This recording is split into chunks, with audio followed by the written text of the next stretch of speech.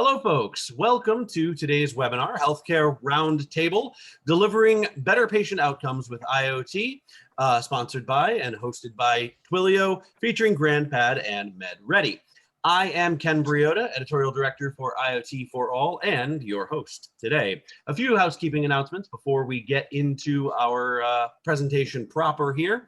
The first thing is we're going to be doing Q&A throughout the presentation. So if you have questions or contributions or comments, feel free to put those into the Q&A, which you'll see a button for right at the bottom of your dashboard. You can click on that, type it in, those will come to me, and we will get to as many as we can, although likely not everyone. So ask early and ask often. Let's see, if for those of you who are wondering about reviewing the presentation later, don't worry, you don't have to take notes because you will get an email after we're finished with instructions on how to get access to the archived version of the webinar. So you can go back and view it again, take notes, or share it with colleagues at that time. So don't worry about that. You can pay full attention while we're going ahead instead of worrying about taking notes.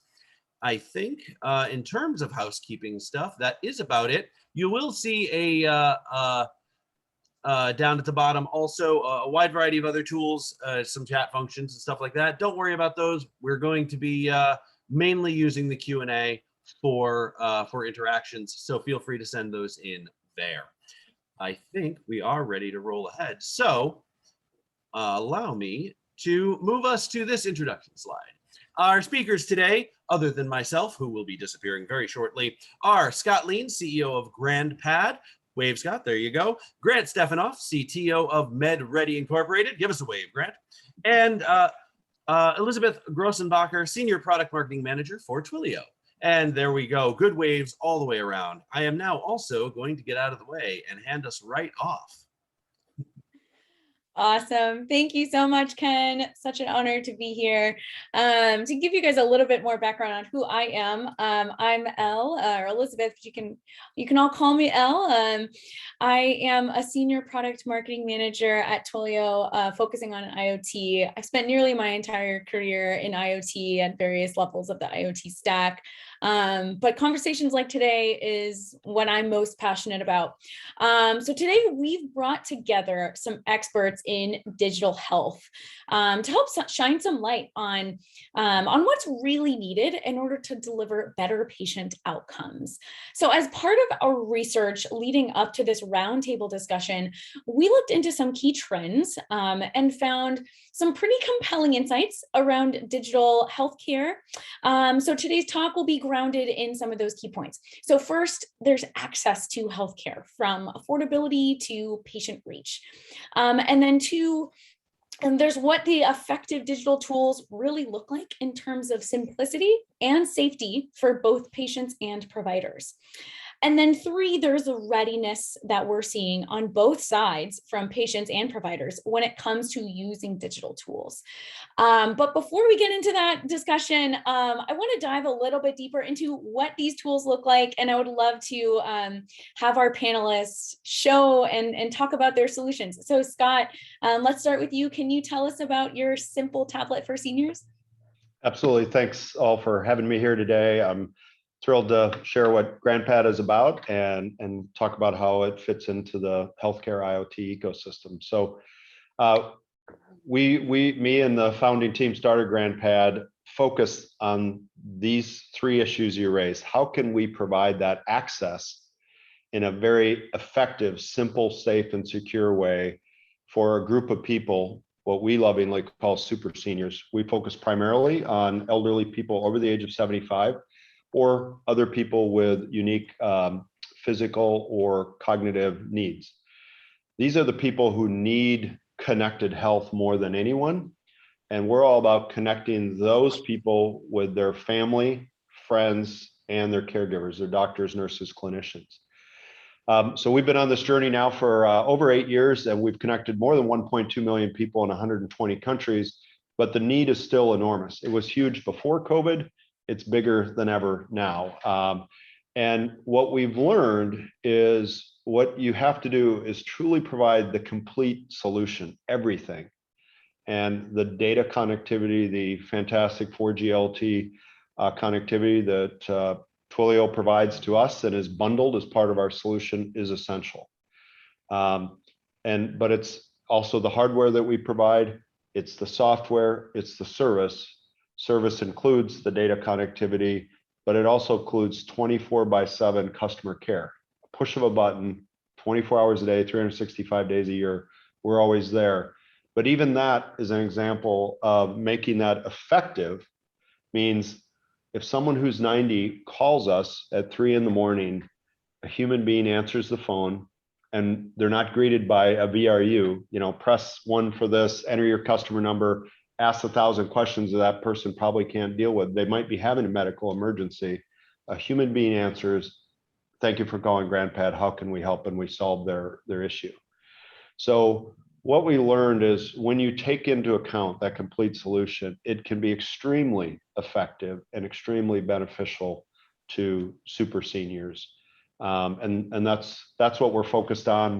The need is huge across the US and around the world. If you want to go to the next slide, I can just go a little bit deeper. That really what we're all about is trusted connections that will drive that telehealth engagement with the clinicians and the family members. Oftentimes, think about a senior might be having an issue. Maybe they have chest pains. They might do a video call with their daughter.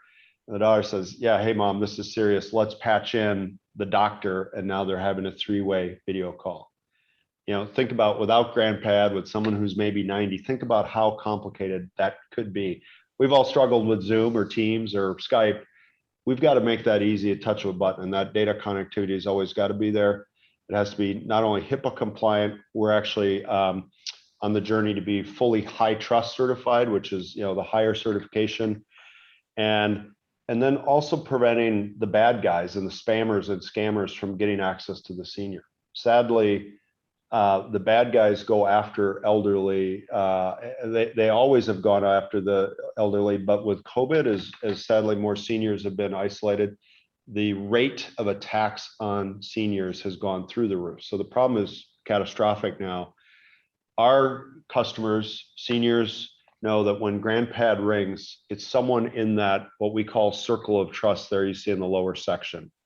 Circle of trust, it's only someone who's been invited, your friends, family, your clinicians. And so what that means in practice is when GrandPad rings, the seniors answer.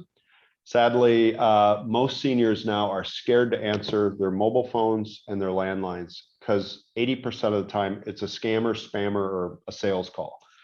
So we have a proprietary way of doing that and hook in the caregivers. And I'll just close by saying our product, we market our product direct to consumers, B2C. Come to our website, grandpad.net, buy it for mom, dad, or grandma or grandpa.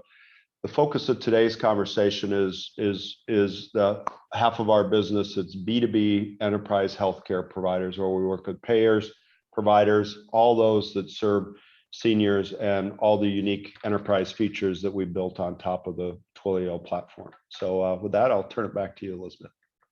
Thank you so much, Scott. And I can say, as a user of GrandPad, what an amazing product. My grandmother's got set up with a GrandPad, and we just, I can't say enough amazing things about it. So thank you so much. So I'd love to now turn it over to Grant. Grant, talk to us about MedReady and your connected pill dispenser. Sure, we're really excited about this. We started business in 1998, before any of this IoT started. We were off and connecting via landlines and DTMF tones and all of that, and we're just really excited at all this new technology, and we've been able to adapt it. We're a team of software, hardware, and material engineers, so we're just a bunch of geeks that just put all this together, and we're actually proud of that. We are located in Torrance, California, and we manage and manufacture all of our products locally. 80% of our suppliers are local to us, and so we're able to say that we're made in the USA, and we're really proud of that too. And we're partnering with Twilio, USA company. I mean, everything is, it's great. We're all about that. One of our main product that we make is an automated medication dispenser. The dispenser holds 28 doses of medication. It can dispense between 1 and 4 times per day.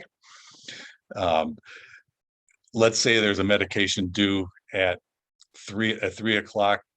At 3:30, if they don't get to their medication, the device wakes up, contacts our data center. Our data center then looks in our databases and says who needs to get contacted via email, text, and phone calls to alert the caregivers or whoever that this person didn't take their medication.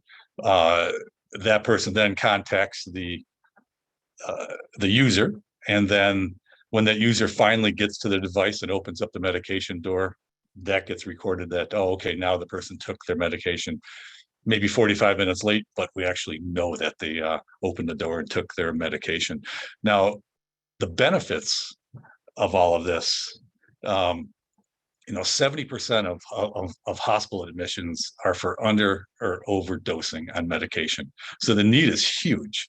And the need for medication naturally progresses from like a pill bottle to a Monday through Sunday flip container to then to us to an automated delivery system and notification. We've got 5 goals at MedReady.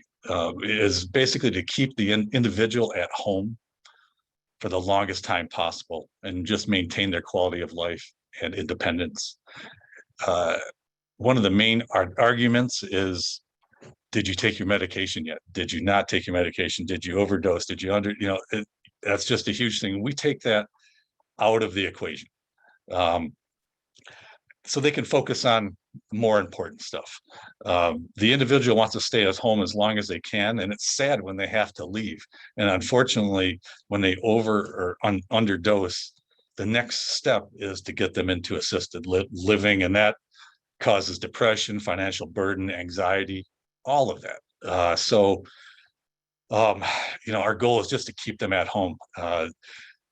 But as things progress, they, because of other reasons, they'll probably go into an assisted living facility eventually. And we help there too, because to deliver medication is normally between $400 and $2,000 a month on top of the assisted living charges that are already there. So many choose to use our device and put them into the assisted living centers to save that extra money. The other reason is because of COVID.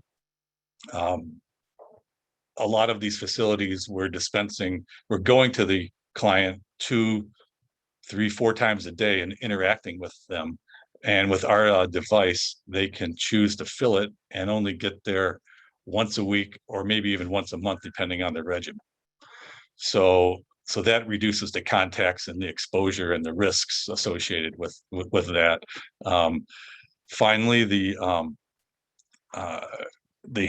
hospitals are on the hook when they discharge people.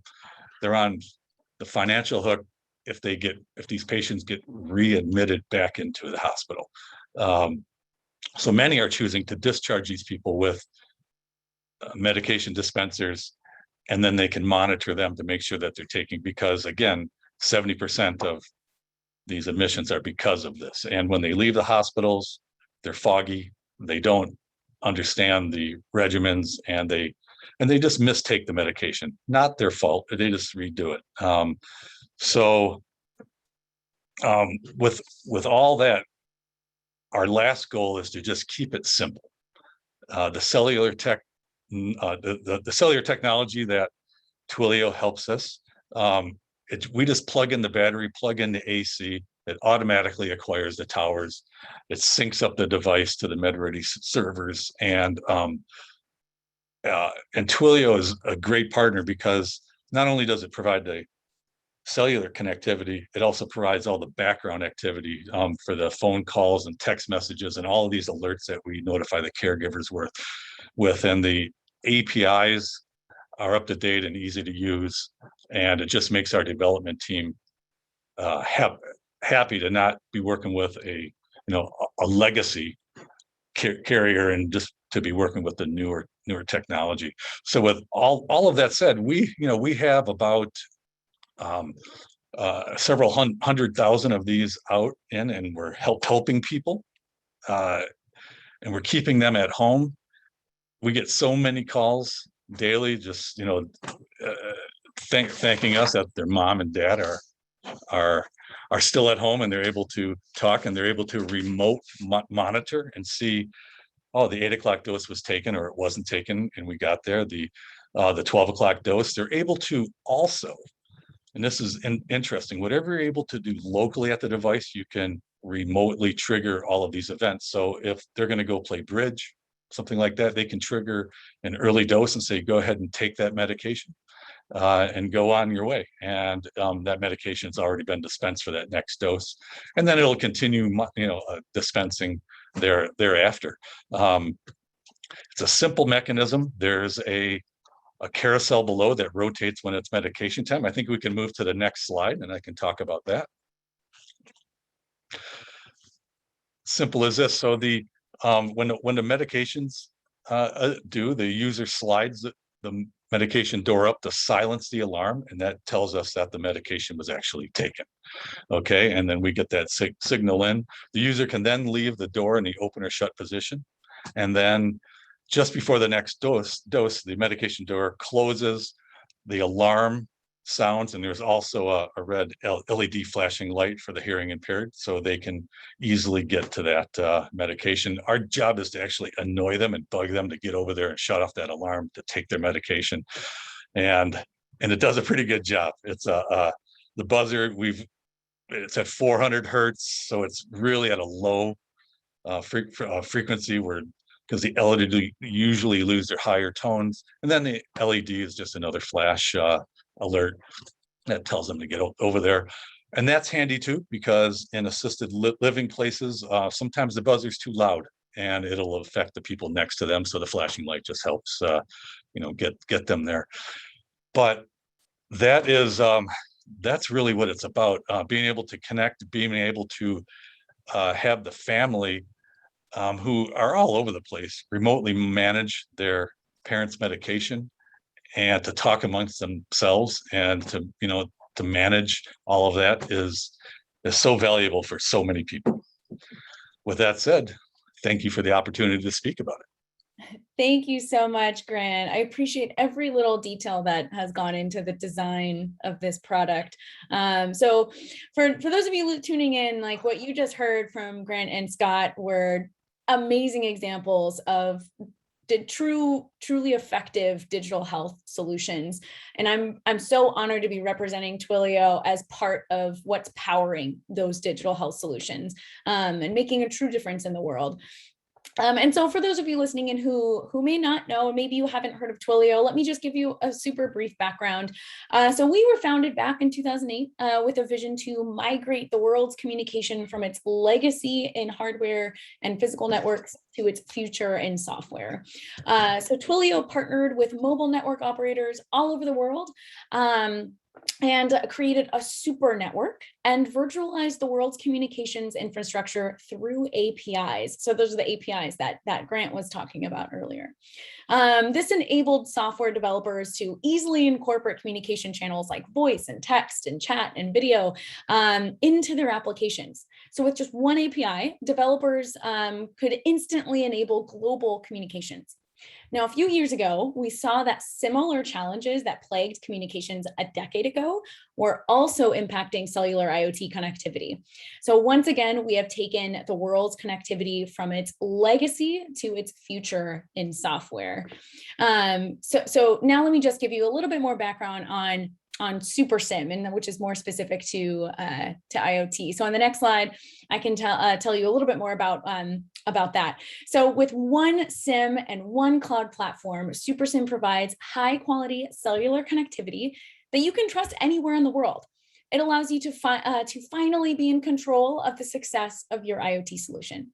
You can ensure that your solution will be both highly available and scalable. And best of all, you will no longer have to manage carriers. Our mantra is one SIM, one API, global reach. So now that you've given that context around how Twilio plays in this space and how we're powering some of these really incredible digital healthcare solutions, I want to dig more into some key trends that we saw, and then we'll unpack some of those key trends with Scott and Grant, and here as healthcare experts, hear their perspectives. So moving on to the next slide, we'll talk about the first, one of the first key trends we saw. For as long as I can remember, we've been hearing about the high cost of healthcare and health management, and the data really supports that belief. So let's take a quick look at what share of economy is devoted to health. So as you can see in this graph, back in 1970, nearly 7% of the gross domestic product, that's the GDP in the US, was spent towards total health spending, both through public and private funds. And by 2019, the amount spent on healthcare has increased nearly twofold to nearly 18% of the GDP. So that number is simply staggering. And as many of you know, digital health is one way that we can reduce the cost of care. But when we start talking about connected devices, then the cost questions come back into the conversation. So moving forward and to the next slide. Thankfully, some US state Medicare plans do reimburse the cost of digital health solutions like GrandPad or MedReady. But this number is still hovering just around 20 states. So I want to turn this part of the conversation over to our healthcare experts, Scott and Grant. What are your thoughts on how IoT can kind of help manage the overall cost of care? What's the feedback you're hearing from your customers? Yeah, I'm happy to start. Yeah, your opening slide there of the climbing cost of healthcare. We all see that and feel that, and sadly, if you survey most people, they would say they have frustration. So not only is the cost high, but people are frustrated with the process, the system, reconciling, bills that they get, and long waits on the phone or with their doctor. So it's a double whammy where costs are going up and user frustration is higher. And what we're seeing is then when you the group of customers that we focus on, super seniors, the truly elderly, those over the age of 75, and the average age of our customer is 84. Our oldest user so far was a beautiful lady named Hester from Charlotte, North Carolina. She was 116. So we've had many people in their 80s, 90s, 100s. So this age group, out of that escalating cost, actually consumes a huge portion of the healthcare spend. And many of them are extremely frustrated with the healthcare because of connectivity issues and technology issues. So if you step back and say, well, if we're going to solve this, how are we going to do it? And I would submit that IoT-based solutions that put that remote care into the home, like GrandPad does, is got to be part of the solution, because it's a way to attack the cost, but to put that healthcare right in the hands of the end users, the seniors and their families, and do it in a simple way. And again, of course, before COVID, during COVID, and hopefully someday after COVID, if you just think about, again, this age group of elderly people, many of them are not able to easily drive and go to the doctor. Either they can't drive or it's very challenging for them. So remote care is absolutely essential. And what we're seeing is there's just staggering, cost benefits and ROI by providing remote care. So it's better, it's cheaper. The end users, the seniors, their families love it. And the clinicians love it as well. And I would just close my comments on this section by saying, and we'll kind of tie to this again later, is the key is it's got to be reliable, of course. It's got to be secure, HIPAA compliant, high trust compliant. But it's got to be simple. It's got to be easy and engaging, because otherwise people will say, oh, doing a telehealth visit with my doctor, that's too hard. I'm going to struggle and take the bus and drive and go through a snowstorm to get to my doctor because that's easier. But if you make it really easy and they don't have to have Wi-Fi, they just click on GrandPad and boom, they're magically connected with their doctor. It's easy for the senior, but then it's easy for the clinician as well. Doctors like simple as well. So I just think there's a huge opportunity. Companies like us, we're chipping away at it. We would call for everyone to join in because there's so much need here. Yeah, that's a really excellent point. And I'm so some of the things you touched on, I'm eager and I'm trying to hold back on my comments because I know we're going to get to it in just a little bit. Grant, ahead of our, roundtable event, when we were, planning earlier on, you mentioned a couple things about cost of healthcare and specifically how hospitals are kind of kept on the hook and what makes your product so relevant. Like, talk to us a little bit about that. Sure. Scott, you and I understand the ROI of this. It's really hard to convince, I guess, the legacy providers that that this is real. I mean, when you show it to them, they say, yeah, but one of the problems that I see is that a lot of legacy providers are making a lot of money on the for us and dispensing medications manually, $2,000 a month. I mean, they go in and they do this, but we've been slowly getting over that hurdle, letting them know that, asking them the question, well, how many clients do you service? And they say, I service 10. And I said, well, you can service 50, 60, 70 clients by using our device, and not only get the revenue stream off of our device, but you can offer them all of these other devices too.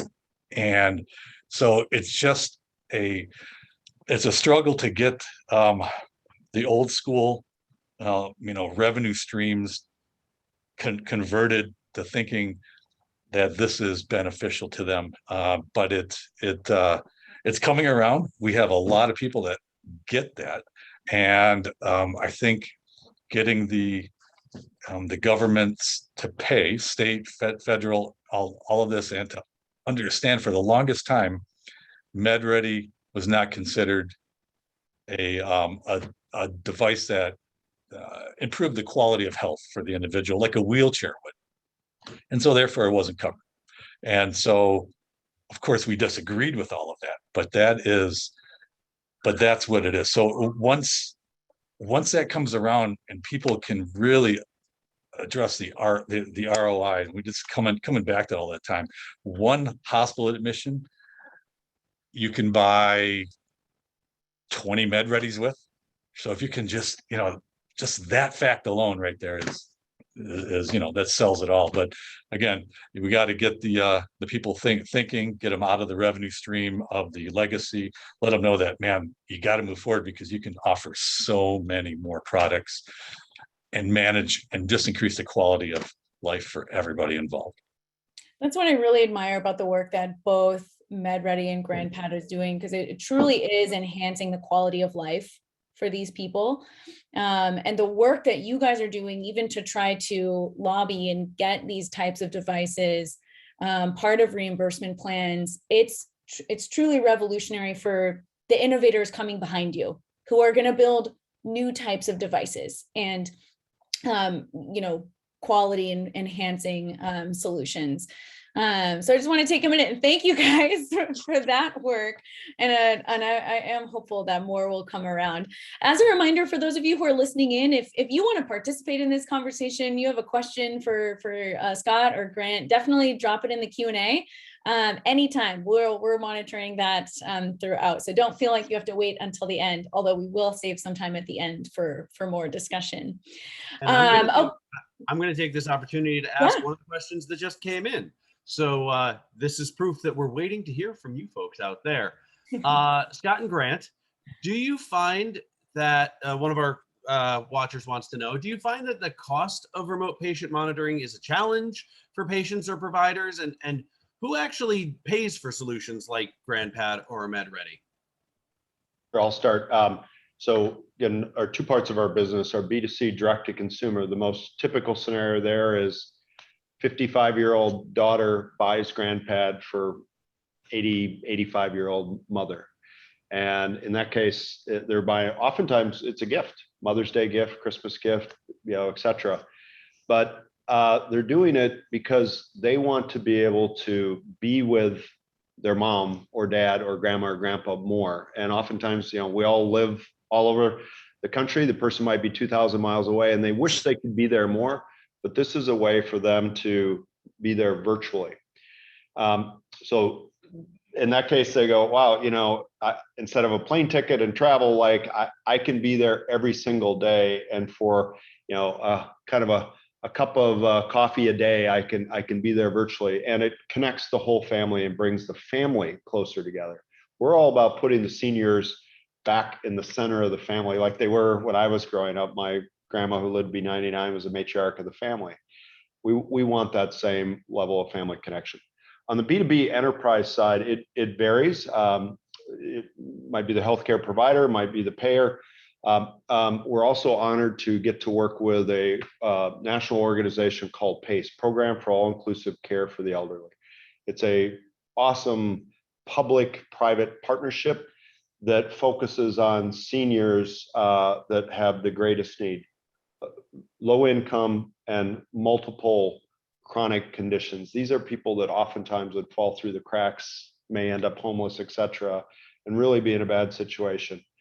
These PACE providers are taking on that, and it's a capitated care model, so they're accountable for all of the care of that person and the cost, and they're extremely motivated to provide outstanding care for those folks. And so in that case, it's paid for as part of that program, and they're seeing overwhelming cost savings by providing remote care.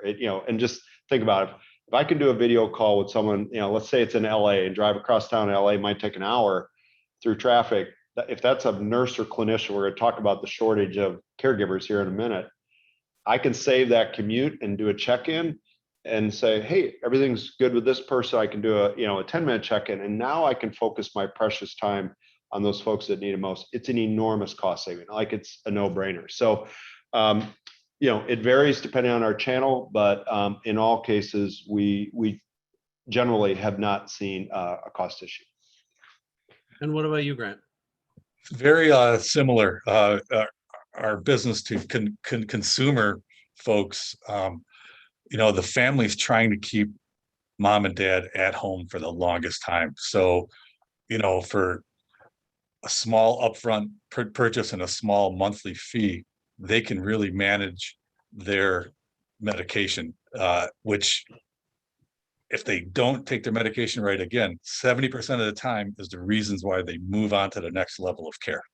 So, and people are realizing that the small upfront costs will keep them at their home for 5 to 10 more years in many cases.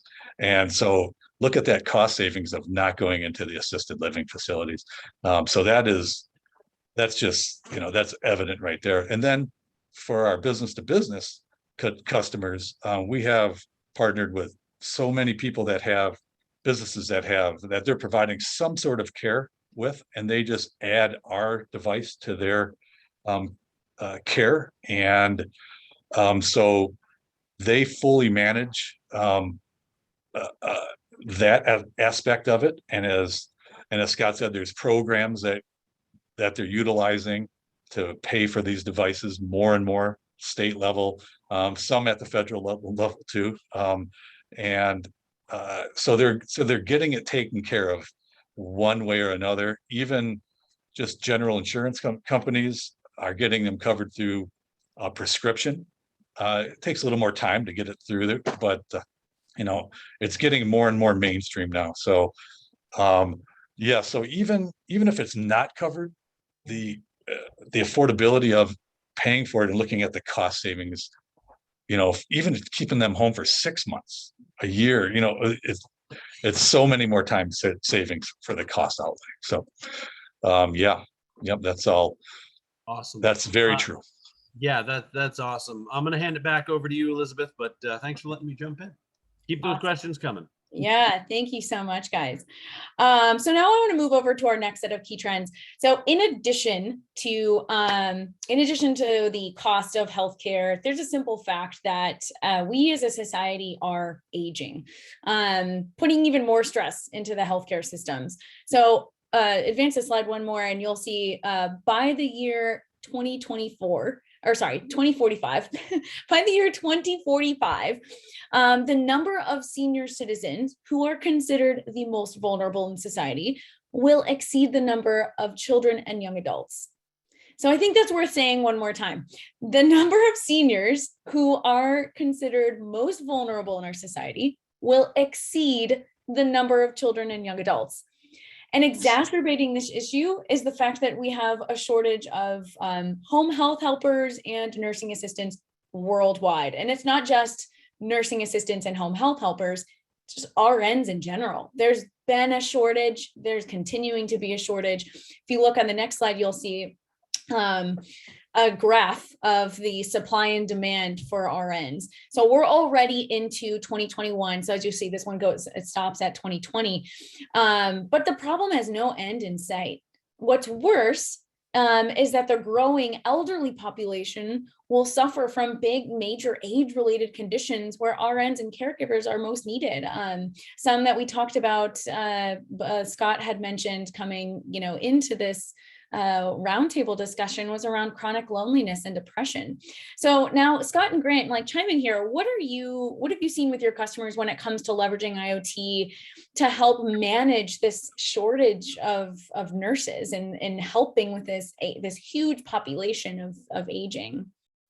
Yeah, it's the shortage of caregivers of all types is critical and getting worse. And I think if anyone doesn't appreciate the problem, go to your local senior care facility, whether it's assisted living or independent living or a memory unit, and you see how strapped the staff there are. I mean, it's amazing.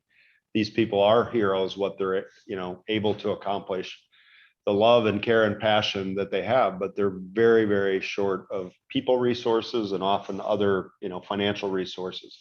So we've got to give them the tools to leverage those precious caregivers we have. And we've got to provide the technology, IoT, remote care capabilities that allows seniors to continue to live independently in their home, right? So it's a well-known fact that 90% of seniors want to continue to live independently in their own homes for their entire life.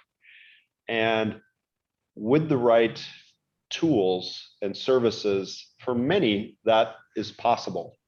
But you think about it, even if you can just extend it 6 more months, and we saw that in our family with my mother-in-law Joan, who's 88, using IoT tools, we were able to allow her to continue to live independently in her own home and bring that circle of care, that circle of trust of her family. She has 10 children who live all over the country. We were able to bring that circle of care to her using IoT tools and remote care capabilities. So it's possible. And again, I would just call all the innovators out there to join us in this. We'd love to help be part of the solution wherever we can, but it is a big issue. And the thing that, maybe I'm a young person, well, this isn't really an issue that affects me. It is, because we all pay for the cost of care. And as you pointed out, the cost rising, it's becoming a major cost issue, but it's also the right thing to do from a heart and humanity standpoint. We've got to care for elderly. They're the wisest people amongst us. We have deep passion. They're such amazing people, and we need to provide the care that they deserve. Right. And looking at that aging population into the future, we're all going to be in that group someday. Right. Grant, any insights from you? Yes. So nurses are so valuable, of course. We all know that. What our focus is to keep them doing the things that they can do, that monitoring can't do. Right. So there's so many things, as Scott was referring to, but, just for instance, changing linens, that type of stuff. That stuff that's, you can't remotely do any of that stuff. Physical contact, the things that really require physical contact there, let's keep them busy doing that, and we can take the load off of them and then actually reduce the demand in the long run for nurses, right? And so if we can reduce the demand, bring all of these IoT devices in to assist the nurses, it will, and we all know this curve, it'll flatten that curve, right? So it'll flatten, and we won't need the this curve. This curve will flatten, Demand and will flatten out. it sure will. So we're we're hopeful that where there's a need, there's always innovation, and we're just going to get there. It's just a matter of time. That's right. That's right. So moving on to our next trend, we just talked about the challenges of cost of care and this aging population and the nursing shortage. But as Grant, you just pointed out, there's innovation, there's a vision. Both you, Grant and Scott, have shared that with us. So there's a very bright shining light at the end of the tunnel. And part of that also is around the readiness to adopt these digital solutions. So thanks to solutions like MedReady and GrandPad, patients have been able to see the benefits with their own eyes. And one study suggests that over 60% of patients agree that remote patient care devices that track and send their data to their doctors is helpful. And that data doesn't stop there. On the next slide, there's a different study.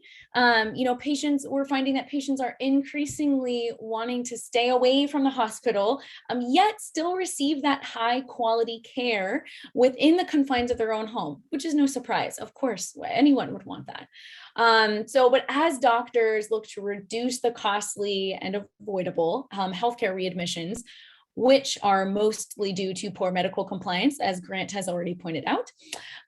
Digital solutions are being introduced to help patients access their treatment at home following hospitalizations. Grant, your product is a perfect example of that. And there's more research that's showing this. So what you're seeing here is from another survey that revealed 75% of respondents preferred digital solutions for monitoring their health.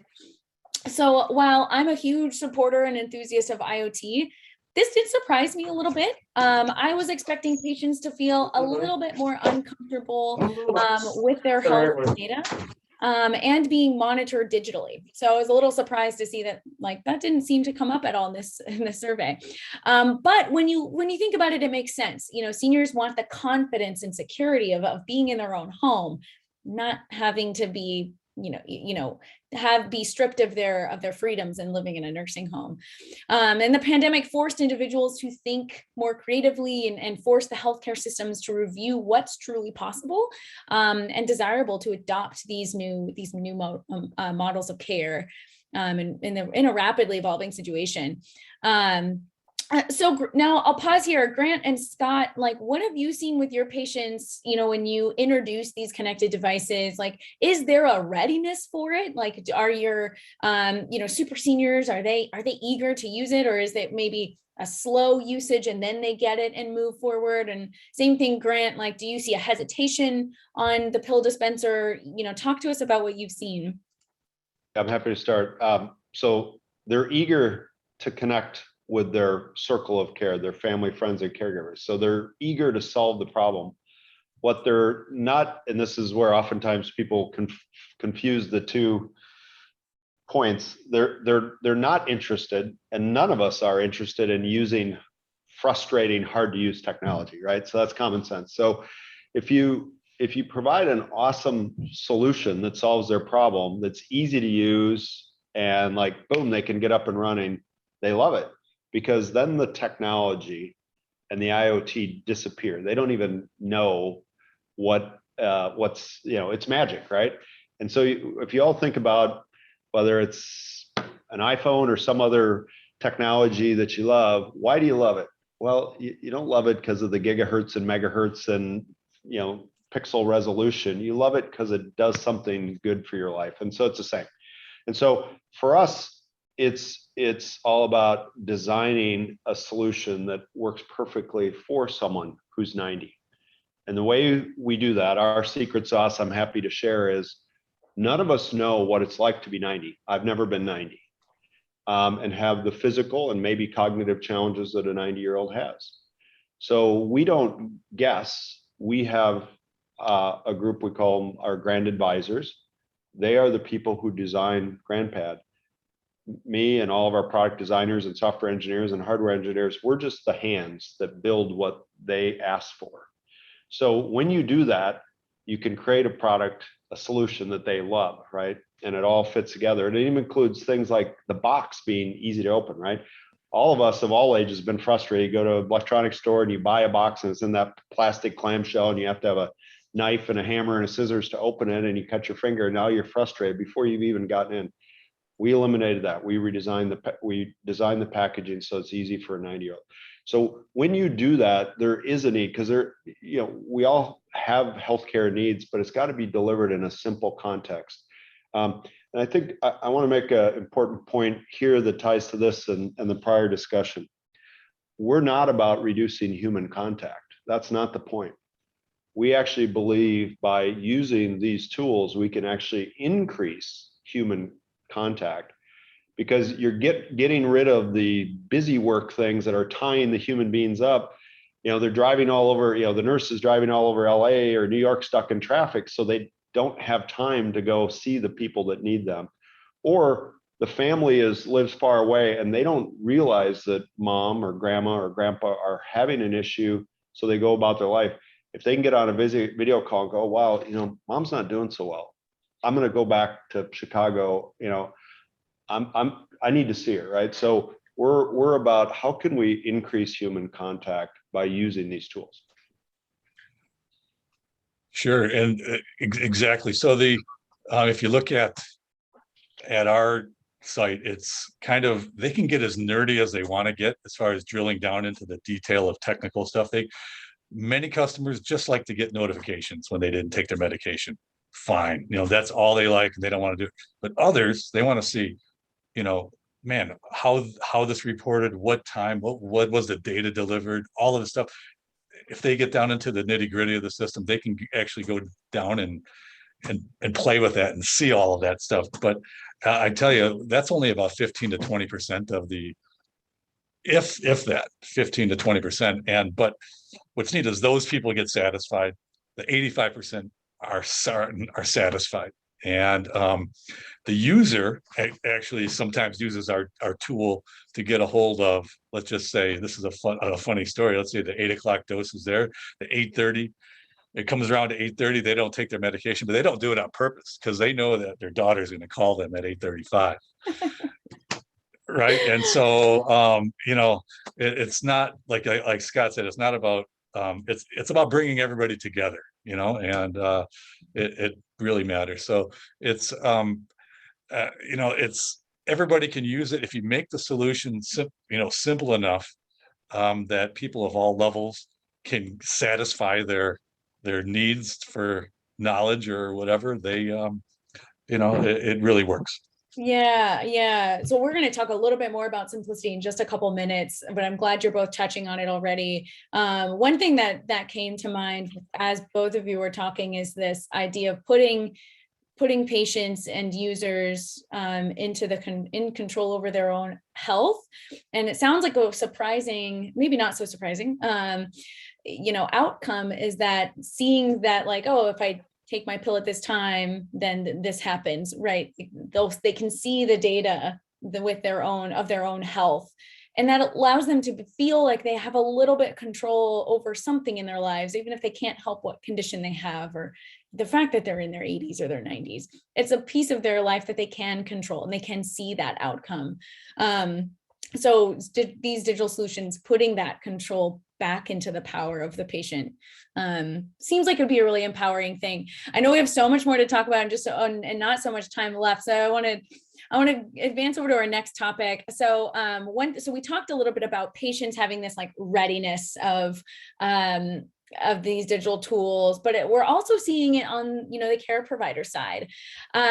So one thing that I found, this quote that I thought sums it up really nicely. So, and for those of you who are listening in, who might be multitasking while we're conducting this roundtable, I'll just read it out loud so we're all kind of on the same page. So the Chief Experience Officer from the Cleveland Clinic Health System says, "If you really think about empathy at an operational scale, which is making life easier for patients, reducing suffering, and reducing time spent waiting, digital tools have an enormous potential. So this tells me that there's definitely some clear interest from both patients and the care community, but it has to be simple and it has to achieve these things in order to or solve these problems in order for that to achieve that empathy at an operational scale. And I think that ties really nicely into our final discussion. And I want to advance one more to like the next slide to talk about the simplicity topic. So again, on the next slide is a little bit not non-healthcare related, but Scott, you had shared this quote with me as we were preparing for this roundtable, and it really resonated with me. I think it resonates perfectly with the attendee or with the topic. So with this readiness to adopt digital tools from both the patients and the providers, like one thing has become very clear. They need to just work right out of the box and for the intended user. And for the 80-plus-year-old seniors who may not have been as immersed in technology as 30-year-olds, or even 40, 50-year-olds, we need to use these design thinking principles so that these IoT solutions contain maximum simplicity with ultimate sophistication.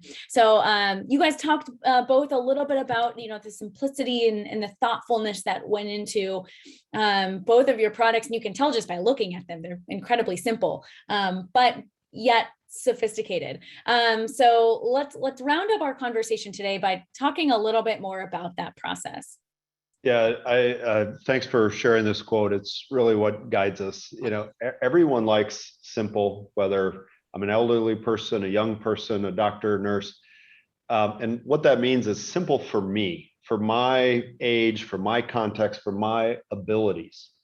And so to give you one example, all traditional cars have a key, and you get in the car and you turn the key to start the motor.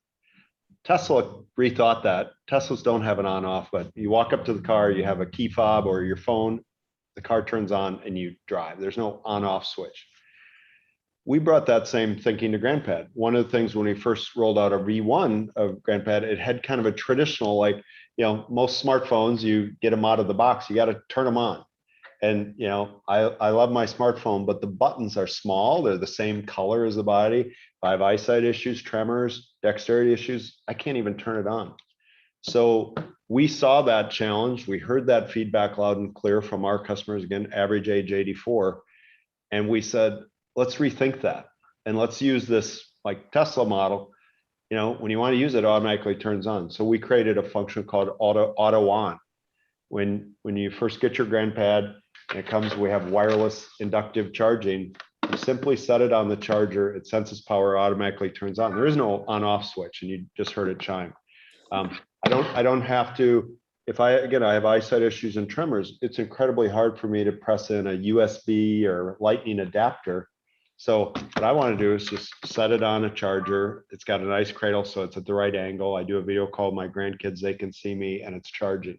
So it's really challenging. I talked about packaging earlier. It's about really challenging everything and deeply understanding and having deep empathy for the user, all their unique special capabilities, and designing something that works just for them. And when you do that, you'll have a magical solution that they love and it can transform their life.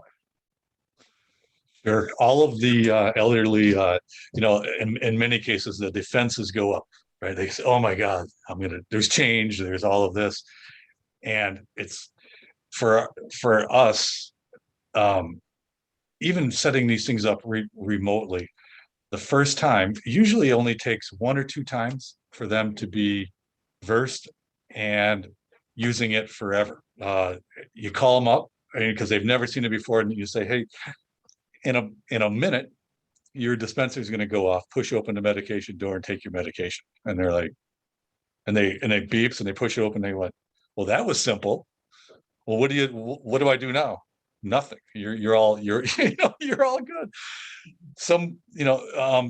It's that simple, making it that easy. The caregivers and such usually load the medication and take care of all of that stuff. So that is, we don't give that to the user in most cases, although there's a percentage that actually manage it and they won't let anybody else touch it. So it's really on a case-by-case basis on, how techy how the device is. I recently just, on a computer I'm working on right now, my father-in-law said, give me the best computer there have. So I went and spent $2,000 on a PC and said, okay, here you go. Here's the best one. You can do everything. About a week later, he gave it back to me and said, I really can't use this thing.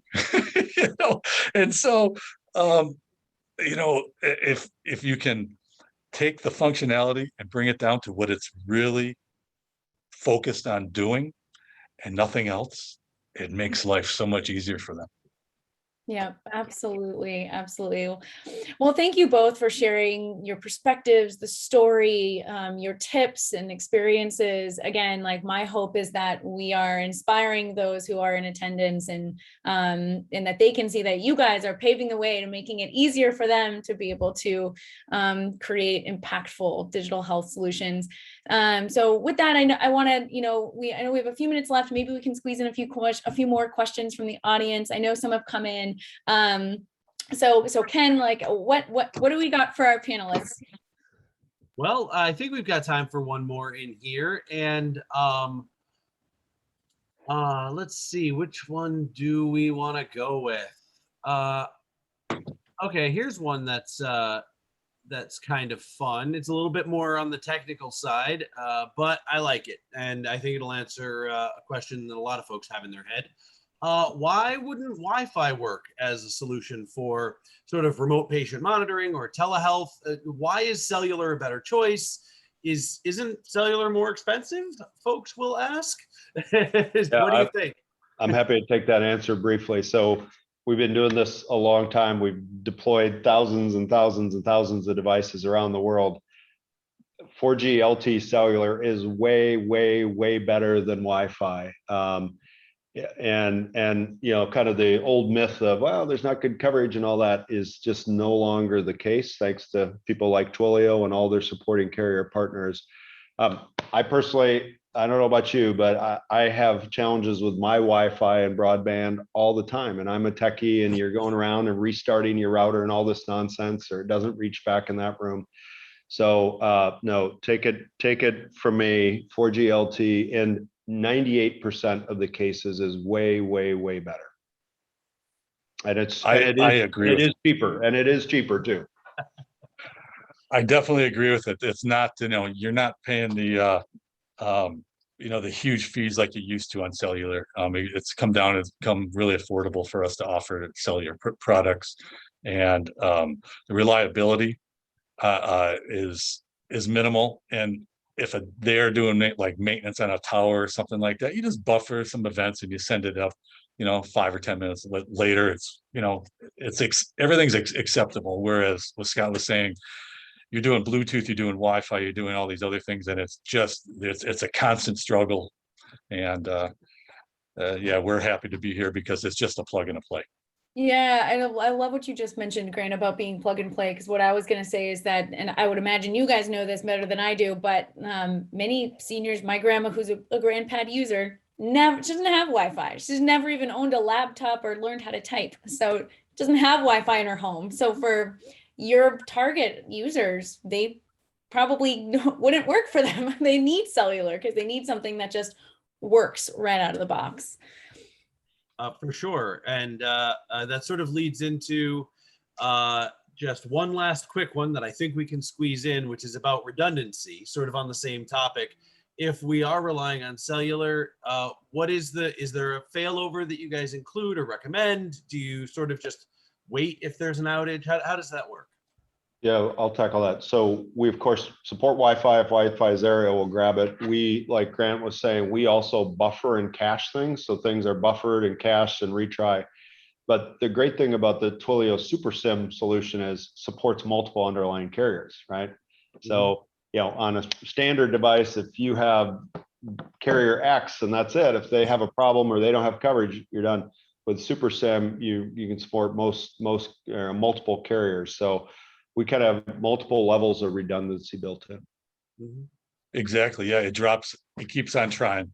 It keeps on Yeah. trying, and then if for some reason it can't, we let the people know, hey, we tried. Our servers tried, and or we're expecting an event and we didn't get one. So here you go. You're able to communicate that. Yeah. Yeah. Yeah. Unfortunately, I think that's just about all the time we have. Folks out there listening, if we didn't get to your question, we apologize. Our speakers and hosts will get back to you as soon as they can. Of course, it's all archived. As a reminder, we will be sending you links on how to access the archived version of the presentation. So you'll be able to review this later, share it with colleagues, check it out at your leisure on demand.